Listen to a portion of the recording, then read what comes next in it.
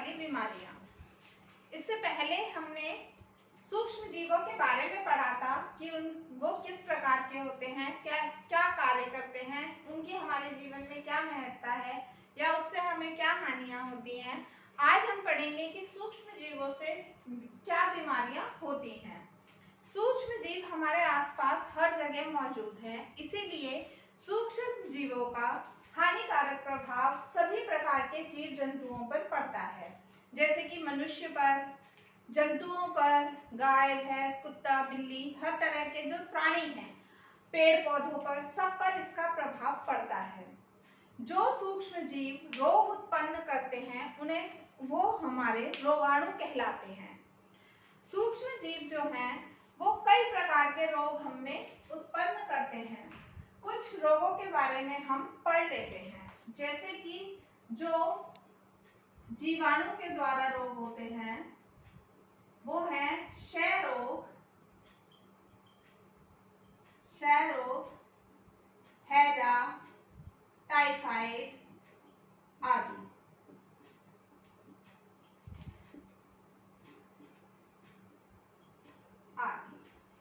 दूसरा, विषाणु से होने वाले रोग, चिकन पॉक्स,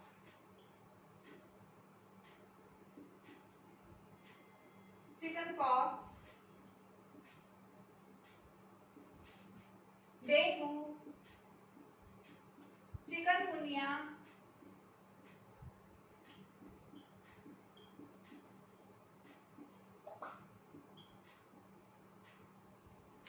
एड्स इत्यादि। प्रोटोजोआ से होने वाली बीमारियां, प्रोटोजोआ,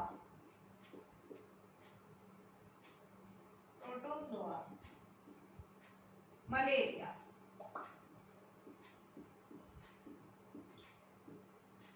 कवक से होने वाली बीमारियां, कवक, रिंगवॉर्म, दांत, खाज, खुजली जो भी है वो कवक के द्वारा होती है।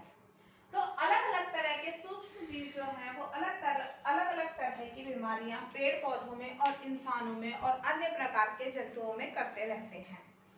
कवक जो है वो रिंगवॉर्म, किसी भी तरह के खुजली हो जाए, दांत, खाज, खुजली सब कवक के द्वारा होती है। प्रोटोजोआ, मलेरिया, इसके अलावा भी बहुत सारी बीमारियां इससे होती हैं, विषाणु के द्वारा होती हैं, जीवाणु के द्वारा होती हैं।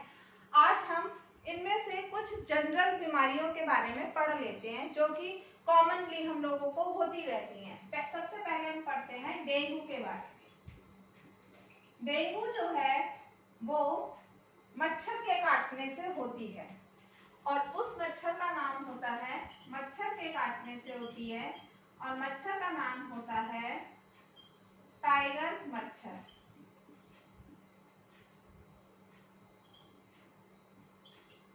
वैज्ञानिक भाषा में कहें तो इसे हम बोलते हैं एडीज एजिप्टी।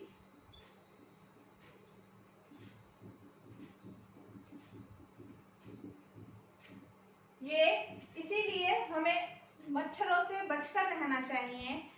मच्छर हमें किसी भी एक रोग में बहुत सारे रोग फैलाते हैं। अब ये हमें नहीं पता कि मच्छर के अंदर कौन सा वाहक है। मच्छर जो है वो वाहक का काम करता है। यहाँ पर मच्छर जो है वो वाहक या वेक्टर, वाहक, इसको हम वेक्टर भी कह सकते हैं। वाहक मीन्स जिसके द्वारा या माध्यम से ये बीमारी होती है। मच्छर से केवल डेंगू ही नहीं होता, चिकनगुनिया, मलेरिया, बहुत सारी बीमारियां हैं जो हमें मच्छर से होती हैं। अब डिपेंड ये करता है कि मच्छर के अंदर कौन सा सूक्ष्म जीव जो है वो अपनी जीवन चक्र को पूरा कर रहा है। अगर टाइगर मच्छर में एडीज एजिप्टी जो कि मच्छर का नाम है, अगर ये अपनी जीवन, इस मच्छर में जो सूक्ष्म जीव है वो अपना पूरा जीवन चक्र कर रहा है तो डेंगू बीमारी होती है। डेंगू में ये डेंगू का मच्छर दिन में काटता है। डेंगू का मच्छर दिन में ही काटेगा, रात में ये नहीं काटेगा, दिन में काटता है। रात हैं कि इस समय हमें डेंगू नहीं हो सकता, क्योंकि ये मच्छर सिर्फ हमें दिन में ही काटेगा, रात में नहीं काटेगा। जब डेंगू होता है तो उस व्यक्ति को बहुत तेज बुखार आएगा, सिर दर्द होगा, आंखों के पीछे दर्द होता है, और अगर ये थोड़ा ज्यादा बढ़ जाए तो नाक, मुंह या कानों से खून भी आने लगता है। इसमें आराम की सख्त जरूरत होती है और इसमें सबसे ज्यादा ब्लड प्लेटलेट्स कम होती चली जाती हैं। ब्लड प्लेटलेट्स कम होने की वजह से शरीर की प्रतिरोधक क्षमता भी कम होती चली जाती है, और इसको बढ़ाने के लिए फिर डॉक्टर हमारा जो उपचार करता है उसमें हमारी ब्लड प्लेटलेट्स को भी बढ़ाता है, तब ये जाकर ठीक होता है। मतलब कि इसके काटने से ब्लड से हमारी प्लेटलेट्स कम होती जाती हैं, जो कि हमारी 1.5 लाख तक होनी चाहिए, 1 से 1.5 लाख होनी चाहिए। इसके काटने से 30 से 40 हजार या 20 हजार, डिपेंड करता है किसको कितनी ज्यादा उसमें हुआ है, उतनी उसकी प्लेटलेट्स कम होती चली जाती हैं। अब इसके बाद हम बात करते हैं दूसरी बीमारी की। दूसरी बीमारी है चिकनगुनिया।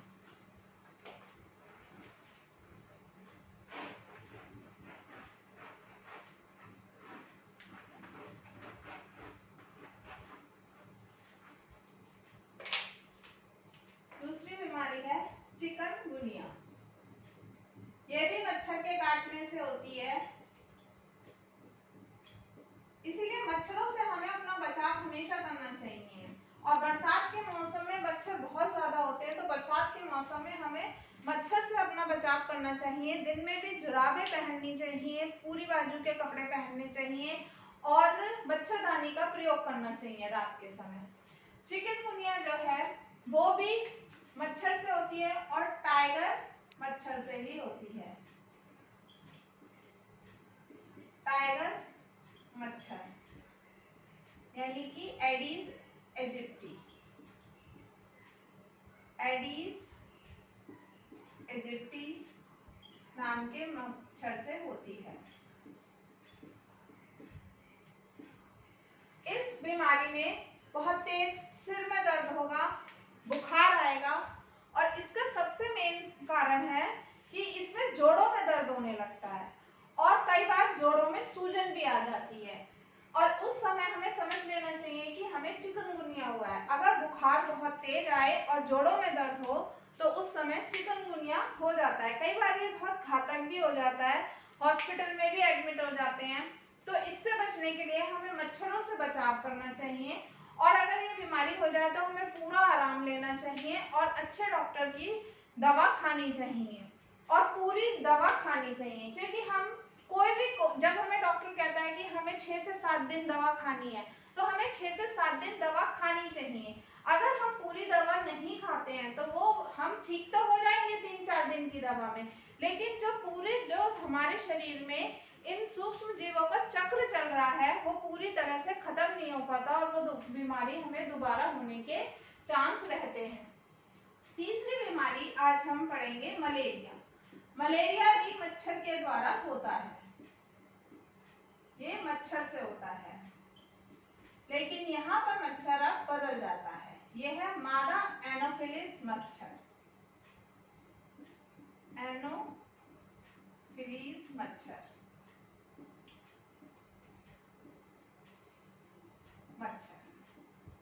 अच्छा, ऐसा नहीं है कि ये बीमारियां मच्छर के अंदर होती हैं। मच्छर सिर्फ वाहक का काम करता है, यानी कि माध्यम का काम करता है। अब मलेरिया के केस में ये प्रोटोजोआ नामक सूक्ष्म जीव से होती है। प्रोटोजोआ जो सूक्ष्म जीव है उसका नाम है प्लाज्मोडियम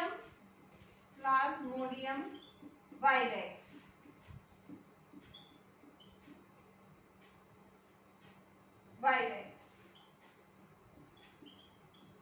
अब क्या होता है, मच्छर के पास ये अपने आप नहीं होते हैं वेक्टर्स जो होते हैं, यानी कि मच्छर जो वेक्टर है उसके पास अपने आप ये सूक्ष्मजीव नहीं है। अगर किसी व्यक्ति को मलेरिया हो रहा है तो अगर मच्छर उस व्यक्ति को काटेगा तो जो उसके शरीर में ये सूक्ष्म जीव है वो रक्त के द्वारा मच्छर में चला जाएगा। वही मच्छर, अब वो मच्छर के रक्त में हो गया। अब वही मच्छर जब किसी साधारण व्यक्ति को, जिसे कि वो बीमारी नहीं है, उसे काटेगा, तो ये वाला सूक्ष्म जीव उस व्यक्ति के अंदर चला जाएगा। जब उस व्यक्ति के अंदर जाएगा तो वो वहां पर अपने आप को मल्टीप्लाई करने लगेगा, यानी कि उसकी संख्या बढ़ने लगेगी और वो दूसरे व्यक्ति को भी बीमार कर देगा। तो यहाँ पर ऐसा नहीं है कि मच्छर जो है वो हानिकारक है, मच्छर के अंदर जो सूक्ष्म जीव पैदा हो रहा है वो हानिकारक हमारे लिए हो जाता है। मलेरिया में भी हमें बुखार आता है, लेकिन बहुत तेज ठंड लगती है। ठंड के साथ अगर बुखार आ रहा है तो हमें मलेरिया हो जाता है। हमें इसका जांच करवा लेनी चाहिए। जब डॉक्टर से जांच करा लेते हैं तो हमें एग्जैक्टली पता चल जाता है कि हमें कौन सी बीमारी हुई है और हम दवा उसी हिसाब से खाते हैं। इसीलिए कहा जाता है कि जब भी हम दवा खाएं तो सही डॉक्टर से खाएं, उसके परामर्श से ही खाएं। ऐसे ही बुखार में हमें दवा नहीं खा लेनी चाहिए, हमें प्रॉपर टेस्ट करा लेना चाहिए, जिससे कि हमें पता चल जाए कि हमें बुखार टाइफाइड की वजह से है, मलेरिया की वजह से है, चिकनगुनिया की वजह से है या फिर डेंगू की वजह से है। अगर हमें सही पता चल जाएगा तो हम फिर उसी चीज की दवा खाएंगे। अगर हम गलत दवा खा लेते हैं तो वो हमारे शरीर को और कमजोर कर देती है और तभी कई बार बीमारी बहुत ज्यादा बढ़ जाती है या हम उसको फिर आगे कंट्रोल नहीं कर पाते हैं। अब बीमारियां फैलती कैसे हैं? बीमारियां माध्यम से फैलती हैं। ये सूक्ष्म जीवों से जो होने वाली बीमारियां हैं ये कैसे फैलेंगी? या तो वायु के द्वारा फैलती हैं। अगर हम किसी संक्रमित व्यक्ति के संपर्क में हैं तो वायु के द्वारा जो सांस लेगा तो उसके शरीर से वो सूक्ष्म जीव बाहर हवा में आ जाएंगे और हवा से वो दूसरे व्यक्ति में, जब सांस हम इसी हवा में ले रहे हैं तो वो दूसरे व्यक्ति के अंदर चले जाएंगे। तो इस तरह से वायु से फैल जाएगी। दूषित जल से, क्योंकि जल अगर दूषित है, हैजा किसी व्यक्ति को हो गया है और उसका संक्रमण अगर पानी में आ गया है और वो पानी किसी व्यक्ति ने पी लिया तो उसे भी हैजा हो जाएगा। या फिर ये होती है मिट्टी के द्वारा, क्योंकि मिट्टी में बहुत सारे सूक्ष्म जीव पाए जाते हैं, इसीलिए बच्चों से कहा जाता है कि मिट्टी से बचा के रखना चाहिए या ज्यादा मिट्टी में नहीं जाने देना चाहिए, क्योंकि मिट्टी में सूक्ष्म जीव होते हैं, वो बच्चों में एलर्जी कर देते हैं, छोटे छोटे फोड़े फुंसी हो जाते हैं या उनको डाइजेशन में प्रॉब्लम हो जाती है, पेट में कीड़े हो जाते हैं। तो ये सब होते सूक्ष्म जीवों की वजह से हैं। तीन वाहक तो ये हो गए कि इन तीन माध्यम से हमारे अंदर बीमारी हो सकती है। चौथा होता है संक्रमित व्यक्ति। अगर हम किसी बीमारी से संक्रमित व्यक्ति के संपर्क में आते हैं तो हमें ये बीमारी हो जाती है। लेकिन बीमारियां भी दो प्रकार की होती हैं। एक होती है जो कि एक व्यक्ति से दूसरे व्यक्ति में चली जाती है, यानी कि संक्रामक रोग, यानी कि एक से दूसरे में चला जाएगा। दूसरा होता है असंक्रामक रोग। असंक्रामक रोग जो होते हैं वो एक व्यक्ति से दूसरे व्यक्ति में नहीं फैलते हैं, जैसे कि कैंसर हो गया, एड्स हो गया, ये एक व्यक्ति से दूसरे व्यक्ति में नहीं फैलेंगे। लेकिन अगर संक्रामक रोग है जैसे कि सर्दी, जुकाम, बुखार, ये सब हो रहा है तो वो एक व्यक्ति से दूसरे व्यक्ति में पहुंच जाते हैं, क्योंकि उसका जो माध्यम है वो जल या हवा या मिट्टी कुछ भी बन सकता है। तो इसीलिए हमें हर चीज का ध्यान रखना चाहिए। अब हम इन बीमारियों को रोक कैसे सकते हैं? अगर हम वो माध्यम ही बीच का खत्म कर दें तो हम इन बीमारियों से बच सकते हैं। जैसे कि अगर हम साफ पानी पिए, पानी में क्लोरीन डालकर इस्तेमाल करें या उसे उबाल कर पिए, तो हमने वो बीच की कड़ी ही तोड़ दी जहां से कि हमें रोग उत्पन्न हो सकता था। या हम साफ स्वच्छ वातावरण में रहें, अपने आसपास सफाई रखें। मक्खियां भी वाहक का काम करती हैं, बहुत सारी बीमारियों को मक्खियां फैलाती हैं। बाहर कूड़े के ढेर पे बैठ रही हैं, वही आकर हमारे खाने में बैठ रही हैं, उससे हमें हैजा हो जाता है, हम बीमार हो जाते हैं। तो हमें क्या करना है? हमें अपने आसपास सफाई रखनी है।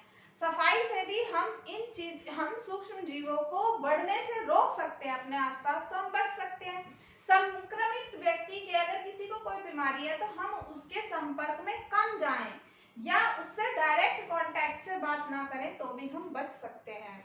तो हम बहुत सारे ऐसे कारण कर सकते हैं, या फिर हम एंटीबायोटिक्स का इस्तेमाल करें तो हम अपने आप को बचा सकते हैं। बहुत सारे ऐसे तरीके हैं जिससे कि हम इन बीमारियों से बच सकते हैं। ये होती तभी है जब हम लापरवाही करते हैं। जैसे कि हम साफ खाना नहीं खाते, कहीं भी कुछ भी खा लें, या गंदे कपड़े पहन रहे हैं, गंदगी में बैठ रहे हैं, गंदा पानी पी रहे हैं, तो इन सबसे ये बीमारियां अधिक फैलती हैं। और बरसात का मौसम जो है वो नमी वाला होता है, तो नमी वाले वातावरण में ये सूक्ष्म जीवों की ग्रोथ जो है वो दुगनी हो जाती है। ये अपने आप को रेप्लिकेट डबल टाइम्स कर लेते हैं, बहुत बार कर लेते हैं, इसीलिए ये बढ़ जाती है। तो इस सब से बचने के लिए कहा भी जाता है कि बरसात के दिनों में हमें बहुत ही ध्यान रखना चाहिए कि हमारे आसपास बिल्कुल साफ सफाई रहे।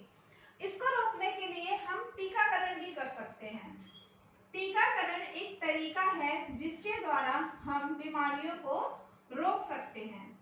टीकाकरण क्या है कि हमारे शरीर की एक प्रतिरोधक क्षमता होती है, बीमारियों से लड़ने की प्रतिरोधक क्षमता। कुछ तो हमारे अंदर जन्म से ही होती है कि हम छोटी मोटी बीमारियों को, बीमारी के अगेंस्ट हमारे शरीर में एंटीबॉडीज बन जाती हैं और वो हमें बचा लेती हैं। कुछ हम टीके से बचा सकते हैं, इसीलिए जब बच्चा पैदा होता है तो उसको 6 महीने पे, 8 महीने पे, 10 साल पे, 11 साल पे, 12 साल पे, 14 साल पे टीके लगाए जाते हैं। वो अलग अलग बीमारियों के होते हैं और इन टीकों के द्वारा क्या है, उसे वो बीमारी नहीं होती। अच्छा, टीका है क्या? प्रतिरोधक क्षमता बढ़ाने का तरीका है। अब प्रतिरोधक क्षमता बढ़ेगी कैसे? टीके में हम कुछ नहीं करते। अगर हमारे शरीर में एक बार बुखार आ जाए तो हमारे शरीर में बुखार वाले जर्म्स जो हैं वो आ गए। अब दोबारा से अगर हमें बुखार आएगा तो वो उसके अगेंस्ट में एंटीबॉडी बना लेगा। तो इसी तरह से टीकाकरण में हम क्या करते हैं, हमें जिस भी बीमारी का टीका बनाना होता है तो हम उसी बीमारी के जर्म्स उस व्यक्ति के अंदर डाल देते हैं। लेकिन वो होते कैसे? इनएक्टिव, यानी कि या तो उन्हें हम गर्म करके इनएक्टिव कर देते हैं, जैसे कि हमें टाइफाइड की टीका बनाना है तो हम क्या करेंगे, टाइफाइड के जर्म्स लेंगे, उनको गर्म कर देंगे और फिर किसी की बॉडी में डाल देंगे, तो उससे उसे हल्का सा बुखार तो आएगा, लेकिन अगर उसे कभी भी टाइफाइड होने वाला होगा तो वो नहीं होगा, क्योंकि उसकी बॉडी अपने आप एंटीबॉडीज बना लेगी। इसको बनाने के लिए हम ब्लड सीरम का इस्तेमाल करते हैं। तो टीके बनाने के लिए हम क्या करते हैं कि अगर हमें मान लो पोलियो का टीका बनाना है तो हम इसमें ब्लड सीरम, अब किसी इंसान का तो लिया नहीं जा सकता, इसीलिए हम इसमें जानवरों का इस्तेमाल करते हैं। जैसे घोड़े को अगर हम पोलियो के वायरस, मतलब कि पोलियो वाले जर्म्स डाल दें तो अब उसको पोलियो होगा, तो फिर उसका ब्लड सीरम लेकर उसको हीट करा जाएगा और हीट करने के बाद, सिंपली हीट करने का मतलब है वो इनएक्टिव हो गया और उसको हम वही टीके, मतलब कि बॉटल्स में डालकर पैक कर देंगे और वही चीज हम किसी को भी, अब ये पोलियो का टीका बन गया, वो टीका क्या कहते हैं, किसी भी बच्चे को लगा दिया जाएगा। अब जब वो बच्चे को लगेगा तो उसकी बॉडी एकदम से, तो उसे है इनएक्टिव फॉर्म में, लेकिन एकदम से उसे झेल नहीं पाती, तो हल्का फुल्का बुखार आता है, लेकिन उसकी शरीर की प्रतिरोधक क्षमता बढ़ जाती है कि वो पोलियो से लड़ सकता है। तो इस तरह टीके बनाए जाते हैं और टीकाकरण किया जाता है। इसके बाद एंटीबायोटिक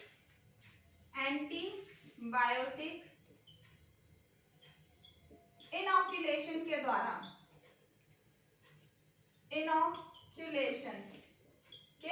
भी हम रोगों को रोक सकते हैं। एंटीबायोटिक इनॉक्यूलेशन क्या होता है कि एंटीबायोटिक्स का लेना, जैसे कि एंटीबायोटिक क्या होते हैं, वो हमारे शरीर में सूक्ष्म जीवों की ग्रोथ को रोक देते हैं। जैसे कि हम अगर पेनिसिलिन ले लें, स्ट्रेप्टोमाइसिन ले लें, ये कौन सी दवाइयां हैं? एंटीबायोटिक्स हैं। ये हमारे शरीर में एंटीबॉडीज बना देती है जिससे कि हम सूक्ष्म जीवों से लड़ सकते हैं। इसी तरह से पौधों में भी बहुत सारी बीमारियां होती हैं, तो पौधे भी, इनसे हम पौधों में पेस्टिसाइड्स लगाते हैं। पेस्टिसाइड्स 4 प्रकार के होते हैं। एक होते हैं इंसेक्टिसाइड,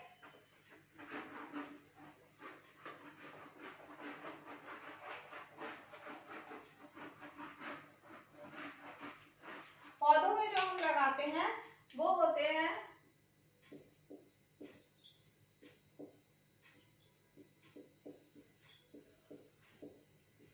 पेस्टिसाइड्स।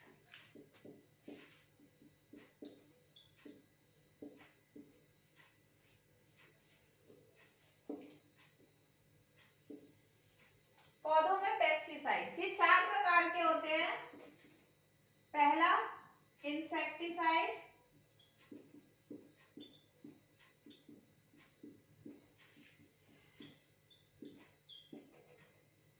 दूसरा हर्बिसाइड,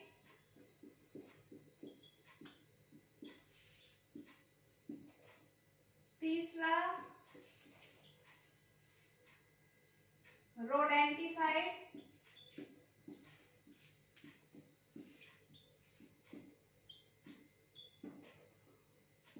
और चौथा है फंजीसाइड। ये 4 प्रकार के पेस्टिसाइड्स का इस्तेमाल हम पौधों में करते हैं, क्योंकि पौधों में इंसेक्टिसाइड्स का मतलब इंसेक्ट, कीड़े मकोड़े जब आक्रमण करते हैं। हर्बिसाइड्स का मींस जो खरपतवार होती है। रोडेंटिसाइड्स जो होते हैं खरपतवार नहीं, हर्बिसाइड्स जो कि पौधे पर अटैक करते हैं। रोडेंटिसाइड्स जैसे कि चूहे, ये कुछ चूहे वगैरह खेतों में हो जाते हैं। या फंजीसाइड्स यानी कि कवक जब अटैक करती है।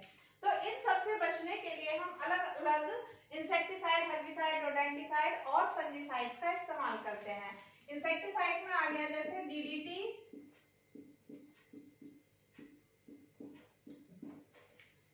बीएचसी,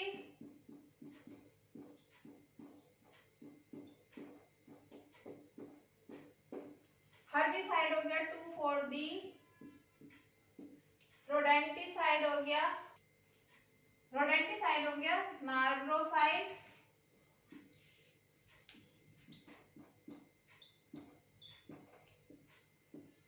और फंजीसाइड में हमारा आ गया ऑफनॉल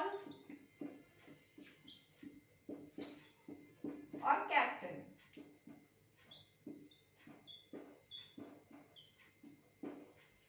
तो इस तरह से हम अलग अलग रसायनों का इस्तेमाल करके इन सूक्ष्म जीवों से हम बच सकते हैं।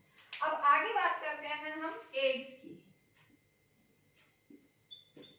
एड्स एक ऐसी बीमारी है जिससे कि विश्व जूझ रहा है, और ये एक विषाणु के द्वारा होती है। इसीलिए इसका हम आज तक कोई भी दवा नहीं ढूंढ पाए हैं। बहुत ही भयानक रोग है, नॉर्मली नहीं होता है, लेकिन अगर हो जाता है तो इसमें बचना बहुत मुश्किल होता है, क्योंकि इसकी कोई आज तक दवा नहीं है, प्रॉपर दवा नहीं है। एड्स की फुल फॉर्म है एक्वायर्ड इम्यूनो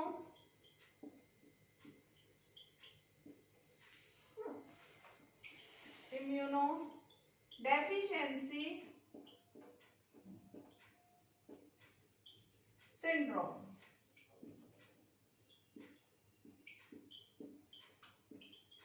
ये भारत में नहीं हुआ था, ये पहले विदेशों से हमारे देश में आया है। ये नॉर्मली किसी को होता भी नहीं है, सिर्फ दूषित रक्त एक दूसरे को चढ़ा देने से एड्स होता है। नॉर्मली ये किसी भी तरह से नहीं होता, और ये होता है HIV के द्वारा। ये एक विषाणु से होने वाला रोग है, और उस विषाणु का नाम है HIV, ह्यूमन इम्यूनो वायरस।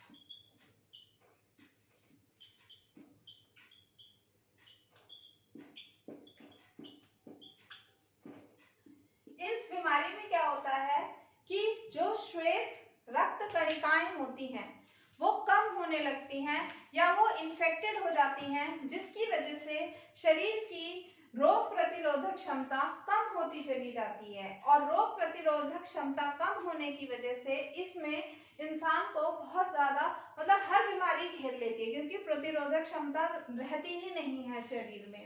क्योंकि जो श्वेत रक्त कणिकाएं होती हैं, व्हाइट ब्लड कार्पसेस, वो अफेक्टेड हो जाती हैं। इसमें इंसान को बहुत थकान रहती है, भूख नहीं लगती है, और बुखार आ जाता है, या जुकाम हो जाएगा, कभी कुछ मतलब छोटी मोटी बीमारी लगती रहती है।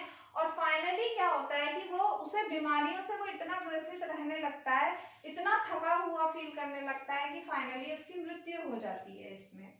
इसके में क्या होता है कि बुखार भी रहेगा, और किसी चीज में मन नहीं लगेगा, बहुत कमजोर पे कमजोर इंसान होता चला जाएगा। इसके बाद इसके लक्षण यही है कि बुखार आ जाएगा, शरीर कमजोर होता चला जाएगा। ये सारे इसके लक्षण हैं।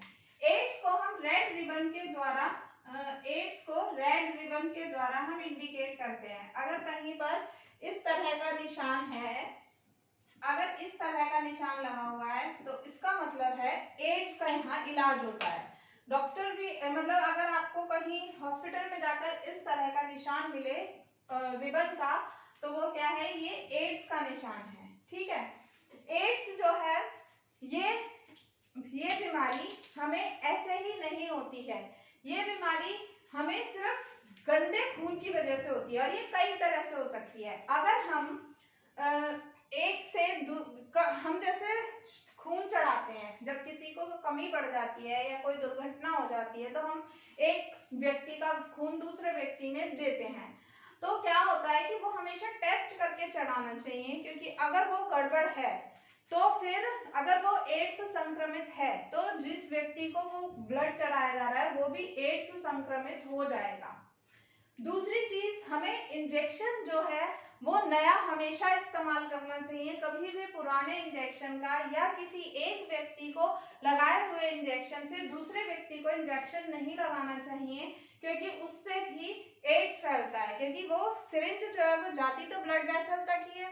अगर किसी को एड्स है और वो एक इंजेक्शन से हमने एक व्यक्ति को लगाया और इन्फेक्टेड व्यक्ति को लगा दिया और फिर किसी साधारण व्यक्ति को उसी नीडल से अगर इंजेक्शन लगा दिया तो उसको भी एड्स होने की संभावना होगी। तो ये दो तरीके हो गए, एक तो ब्लड ट्रांसफ्यूजन के टाइम हो सकता है, दूसरा हम अगर इंजेक्शन वही यूज कर रहे हैं, इसीलिए कहा जाता है कि हमेशा नई नीडल से इंजेक्शन लगाना चाहिए।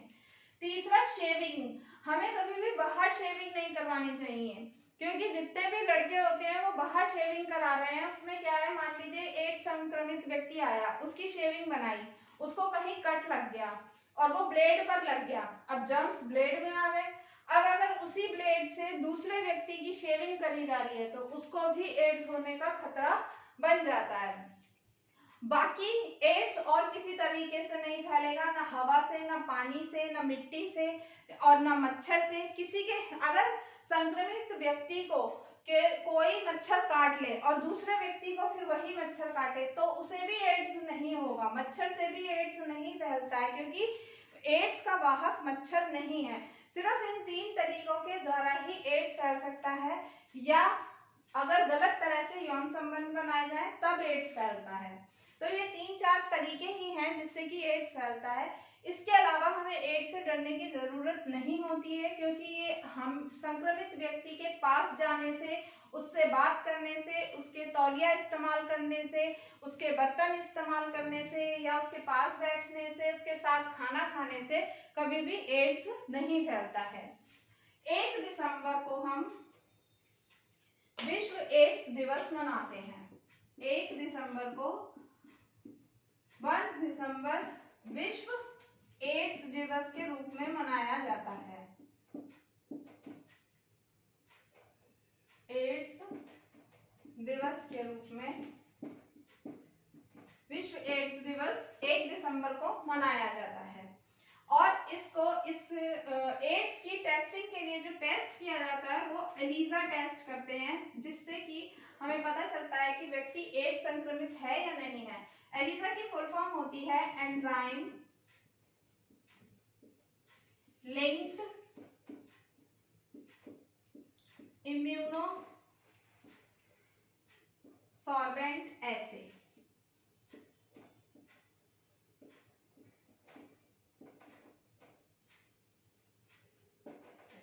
That's all for today.